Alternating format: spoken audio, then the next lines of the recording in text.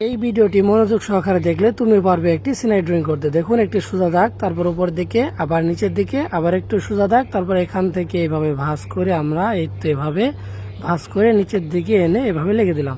তারপর দেখুন এইখান থেকে সোজা একটু উপর দিকে দাগ, তারপরে সোজা দাগ, আবার নিচের দিকে লাগিয়ে দিলাম। তাহলে কিন্তু একটি ঘরের চালা হলো। তারপরে এভাবে তিনটি নিচের দিকে দাগ দিলাম। এরপর একটি দাগের সঙ্গে আরেকটি দাগ আমরা এভাবে লেগে দিব, তাহলে সুন্দর একটি ঘর হলো। এবং এই ঘরের সাইডে এভাবে একটি দাগ, তারপরে এইভাবে দুটো দাগ, এইভাবে তিনটি দাগ দিলাম। এরপরে নিচে আমরা এইভাবে এই দাগ থেকে নিচের দিকে এইভাবে সোজা করে দাগ টানবো। উপর দিকে একটু গাঢ় হবে এবং নিচের দিকে আস্তে আস্তে হালকা হবে এবং চিকন হবে। এরপর এইখান থেকে আরেকটি সোজা করে আমরা এইভাবে দাগ দিব। এরপর এইখানে যে তিনটি দাগ দিয়ে নিয়েছিলাম সেই দাগের উপরে এইভাবে আড়াআড়ি করে দাগ দিলে কিন্তু খুব সুন্দর একটি গাছ অঙ্কন হলো। আমি কিন্তু সহজ করে অঙ্কন করছি যাতে আপনারা খুব সহজে বুঝতে পারেন এবং শিখতে পারেন।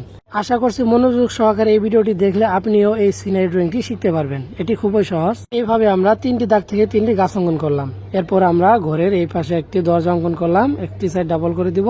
তারপর এখানে আমরা একটি ঘরের জানালা অঙ্কন করলাম। এরপর দেখুন এটার ভিতরে আমরা এইভাবে একটু গাঢ় করে দিলাম পেন্সিল দিয়ে রং করে। এখন দেখুন পেন্সিলটাকে এইভাবে ধরে এইভাবে ভাঁজ করে একটি দাগ, আবার একইভাবে এইখান থেকে ধরে এইভাবে নিচের দিকে নামিয়ে দিলাম। এখান থেকে আবার উপর দিকে এইভাবে। দেখতে পাচ্ছেন কতটা সহজ করে আমরা তিনটি পাহাড় অঙ্কন করলাম একটি পেন্সিলের সাহায্যে। এরপর এর পাহাড়ের নিচে সোজা দাগের উপরে আমরা পেন্সিল দিয়ে এইভাবে ঘষে ঘষে কিছুটা ঝাউ গাছ অঙ্কন করে দিব, এই তো যেমনটা থাকে পাহাড়ের নিচে। এরপর এই ফাঁকা জায়গায় আমরা একটি ছোট্ট করে নৌকা অঙ্কন করব।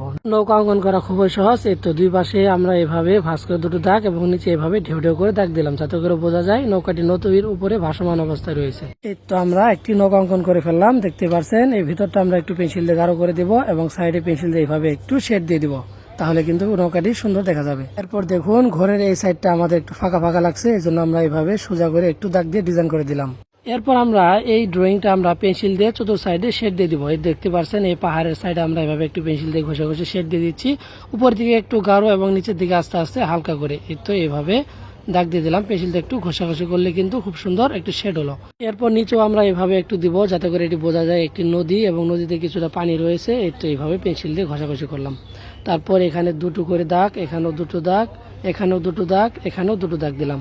উপরের দাগগুলো এইভাবে চোকা চোকা করে লেগে দিব, এই তো এইভাবে। তারপর এখানে সোজা করে দাগ দিলাম। এটি হবে একটি খুঁটি বা জংলা, এই তো আঁকলাম। তো বন্ধুরা ভিডিওটি কেমন লাগলো অবশ্যই কমেন্ট করে জানিয়ে যান এবং ভালো লাগলে একটি লাইক করুন।